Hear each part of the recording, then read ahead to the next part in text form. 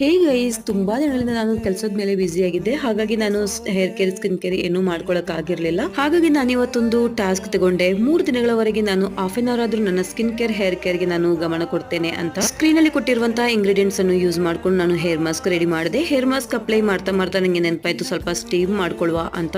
ಸ್ವಲ್ಪ ಬಿಸಿ ನೀರು ಮಾಡ್ಕೊಂಡು ಅದರಲ್ಲಿ ಟವೆಲ್ ವೆಟ್ ಮಾಡ್ಕೊಂಡು ನಾನು ಹೇರ್ಸ್ಗೆ ಸ್ಟೀಮ್ ಮಾಡ್ಕೊಂಡೆ. ಸ್ಟೀಮ್ ಮಾಡ್ತಾ ಮಾಡ್ತಾ ಸ್ಕ್ರೀನ್ ಅಲ್ಲಿ ಕೊಟ್ಟಿರುವಂತಹ ಇಂಗ್ರೀಡಿಯೆಂಟ್ಸ್ ಅನ್ನು ಯೂಸ್ ಮಾಡ್ಕೊಂಡು ನಾನು ಅಗೈನ್ ಅದೇ ಸ್ಕ್ರಬ್ ಮಾಡ್ಕೊಂಡೆ ಫೇಸ್ಗೆ.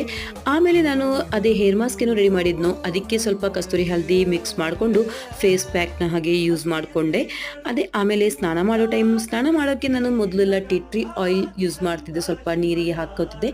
ಅದೇ ಇವತ್ತು ಮತ್ತೆ ನೆನಪಾಯಿತು, ಅದೇ ಮತ್ತೆ ನಾನು ರಿಪೀಟ್ ಮಾಡಿದೆ. ಸ್ವಲ್ಪ ಟೀ ಟ್ರೀ ಆಯಿಲ್ ಹಾಕ್ಕೊಂಡು ನಾನು ಸ್ನಾನ ಮಾಡಿಕೊಂಡೆ. ಸ್ನಾನ ಮಾಡಿ ಬರುವಷ್ಟೊತ್ತಿಗೆ ಟೈಮ್ ಆಯಿತು ಮಕ್ಕಳನ್ನು ಪಿಕಪ್ ಮಾಡೋಕ್ಕೆ ಸ್ಕೂಲಿಂದ. ಹಾಗಾಗಿ ಓಡ್ ಹೋಗ್ಬೇಕಾಯ್ತು. ಇವತ್ತಿನ ದಿನ ತುಂಬ ಚೆನ್ನಾಗಿತ್ತು, ನನಗೆ ತುಂಬ ಹ್ಯಾಪಿ ಫೀಲ್ ಆಗ್ತಿತ್ತು.